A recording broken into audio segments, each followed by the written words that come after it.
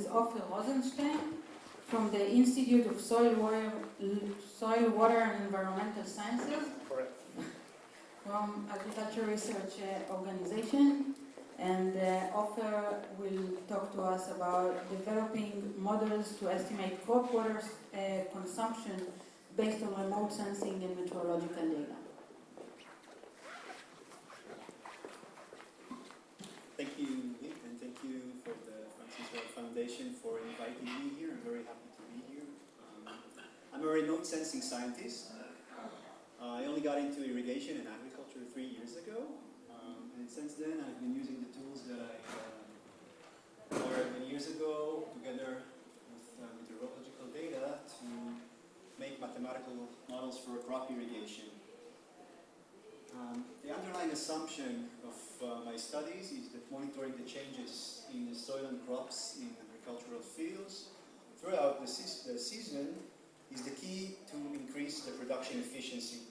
And in particular, I'm looking at evapotranspiration, which is the combined loss of water due to evaporation from the soil and transpiration from the plant, in order to facilitate better irrigation planning and ultimately increase the water use efficiency. I started by relying on this ancient and very basic approach. This is the crop coefficient approach, also known as the FAO 56. On the one hand, we have the actual crop evapotranspiration, and we can measure it in the field using various methods.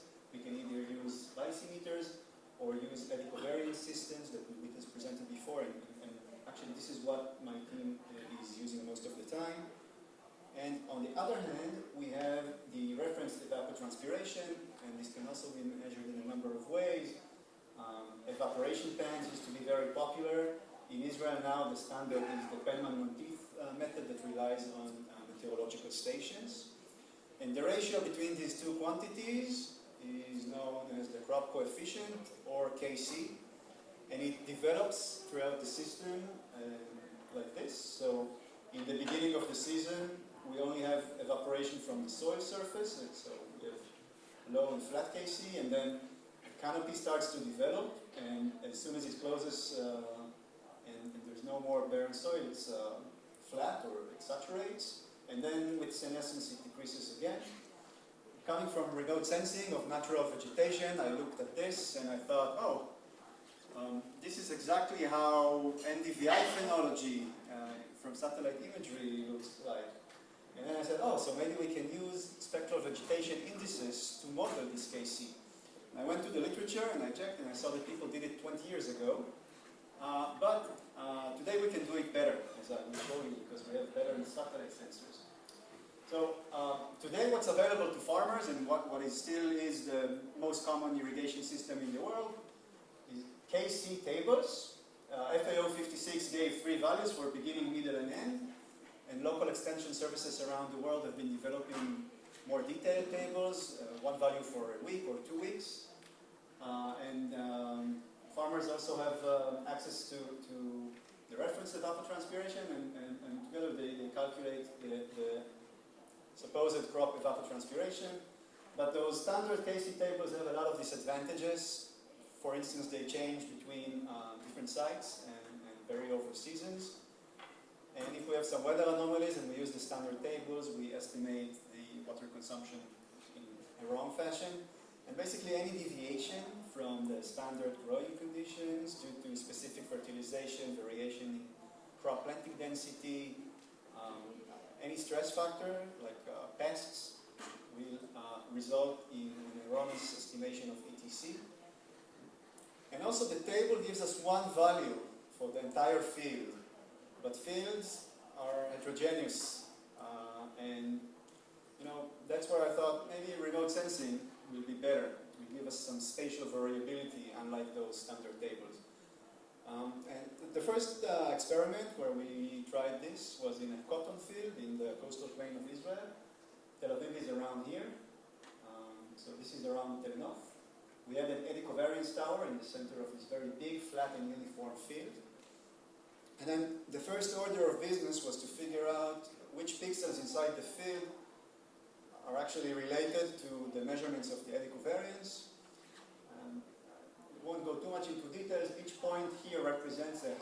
hourly water vapor flux. And then this is a density map of those points, and I also removed some areas that were infected with clouds or cloud shadows throughout the season, and I eventually had an analysis mask of about 1,000 pixels at 10-meter resolution. And then we also did the energy balance closure, and again, without going into too many details, it's very good. The slope is very close to 1, and therefore the water vapor fluxes that we measured are very reliable. And then I plotted on one axis, because they have similar units, Kc as the ratio between the actual crop evapotranspiration and the reference evapotranspiration, together with NDVI. And for those who are not familiar, NDVI is an index that enhances the signal of green vegetation. And they change together, right? So we can basically do some linear regression modeling for them. So I went ahead and I did it for many for many vegetation indices. And yeah, NDVI, which is the most commonly used index until today, I think, it did okay. A lot of them did okay. But then the best ones are based on bands from the red edge region. This is between the red and the near infrared. And these bands are kind of new, and they didn't used to exist on previous generations of satellite sensors. So they're new with Sentinel-2 and also with Venus, as I will show in a bit. This work was done with just Sentinel-2. Venus wasn't up yet, even though Venus was supposed to be the demonstration mission for Sentinel-2. It took 19 years to go up. What I'm trying to show here is a comparison between the NDVI model, okay, not the best model that we had, with other NDVI-based models from the literature. So this one is a generalistic model for all field crops, and this one is specific to cotton, the same crop that we're working on. So here, obviously, the orange line, which represents the remote sensing estimation, fits very well with the blue line, which is the field measurement of Kc. Okay? And this is because we trained the model on this data. So this is not what I'm trying to show, but if I compare it to, say, the standard table, in the field where we worked, the standard table would have recommended over-irrigation. Except maybe, you know, this last point, which is under the graph, but this is after irrigation has been stopped. So it doesn't matter. And the two other remote sensing-based models are even worse for this field. So then the following year, we went to another cotton field, about 20 kilometers away, and we did it again. And the bottom line is it works. We did some cross-validation, so we used the models developed for each of the fields on the other field.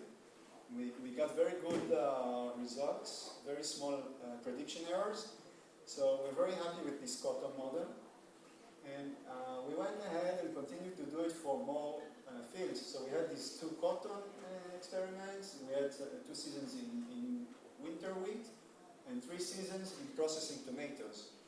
And in the future, I plan to do it for more crops. I'm mostly interested in summer crops with a long growing season, because that's where we apply the most irrigation, and that's where we have the most to gain by predicting Kc better. So some of the future directions where I'm now thinking of going.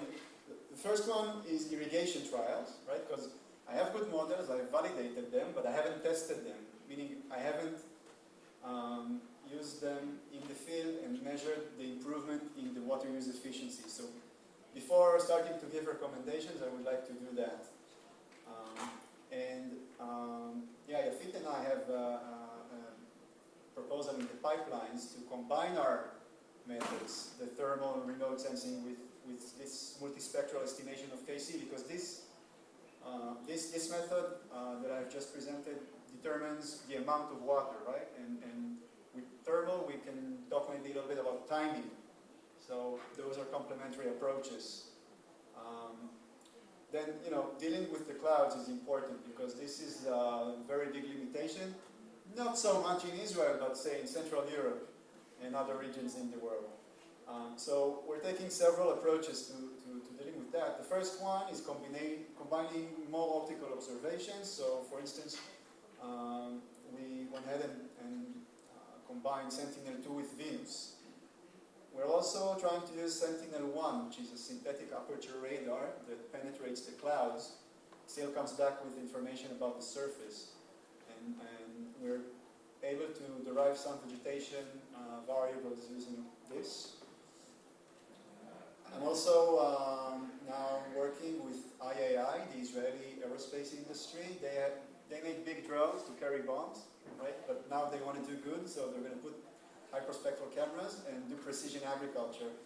So I'm going to be developing the irrigation module for them. And the advantage of a UAV is that it can fly any day, even when there's no satellite overpass or under the clouds. So we're able to get information about the crop any day. So again, it's complementary to the satellites. It can work individually or together. And we also have a big data project, right? So if we can do it for one field, we can do it everywhere. And there, the biggest challenges are not the remote sensing, but actually estimating the reference evapotranspiration everywhere, even when you move away from the meteorological station. And I'm also looking backwards. Instead of recommending the irrigation dosage, I'm looking at monitoring how much irrigation was applied. So we now have a project to do it for the Israeli Water Authority and estimate the agricultural water consumption on a national scale. How is it going to be done? We have this same public domain data, and we also collected some data from growers. So we now know what was grown, where, and when, and we can train the system to generate up-to-date crop maps automatically. This is something that doesn't exist in Israel. We have this product from the Ministry of Agriculture once every 3 years, which is sort of okay for orchards, but not for field crops. So using this, we can get up-to-date seasonal crop maps. And then, using those models that I told you I was developing and others from the literature, we can create KC maps in a crop-specific manner. And we're working with the Meteorological Service and Ministry of Agriculture that have a very good network of meteorological stations to create reference evapotranspiration maps. And if we know KC and we know the reference evapotranspiration, we can know ETC. But we know that the growing protocol sometimes recommends to over-irrigate or use deficit irrigation, right? You don't always give this optimal KC irrigation. So we also collected data about the actual irrigation that the farmers used. And then we're going to put that also into the model to more accurately estimate the national water consumption. This is just an example using one Sentinel-2 image for one farm. And so on the y-axis we have the actual irrigation applied. Here we have a remote sensing prediction. And this makes a lot of sense because we know, for instance, that the two crops that are over the identity line, teff and potato, they're over-irrigated as part of the growing protocol. So this really makes a lot of sense, and now we're in the process of developing segmentation techniques for agricultural fields and classification of crops, and this is fairly advanced. Another thing that we're doing is very similar to what Rafael Linker has presented. We're doing data assimilation from remote sensing into crop models to better predict the yield. So right now we've used it with aquacrop. This is an FAO model from Food and Agriculture Organization of the United Nations that's made to predict crop response to water. So you input soil information and weather data and some information about the crop, and the model calculates the soil-water balance and the reference evapotranspiration, and there's some logistic functions to grow the crop. And then the model derives this KC on its own, but we replace it with KC based on our remote sensing predictions. And then we're hoping to better predict the transpiration and the water productivity and the biomass production and eventually the yield. I have results from last summer in processing tomatoes. So here you can see in blue the aqua crop KC, and then the rest are remote sensing derived KC based on Sentinel-2 or Venus, or a combination of both of them. There wasn't a big difference between those three. They all did about the same. So here in red, this is the actual farm yield. Aqua crop over-predicted by about 15%, and we under-predicted by about 12%. So this summer we just ended 2 more experiments in processing tomatoes, and I hope to be able to improve those results very soon.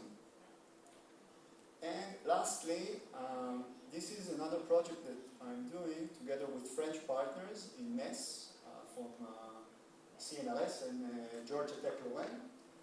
And it's a binational funded project from France and Israel. And it doesn't involve remote sensing at all. What we're doing here is trying to use our database of eddy covariance measurements and do something new. The eddy covariance is a very expensive system. It's complex to operate, and you need a team of PhDs and very good students to analyze the data. It's not very practical for farmers to use for irrigation. However, farmers have access to standard meteorological stations.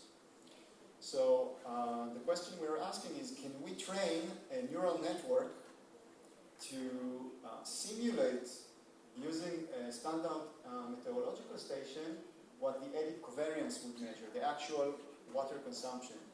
So the first thing we did is try to gap fill. Say we have a time series of eddy covariance measurements, and suddenly one of the sensors fail, but it's nearby a meteorological station. Can we make up for the gaps? And now we're able to fill up gaps of up to 6 days. And this is just a comparison to what is currently the golden standard in the eddy covariance community for gap filling. It's called ReadyProc. It's a tool by Max Planck Institute from Germany. It's based on a completely different system. It's based on lookup tables.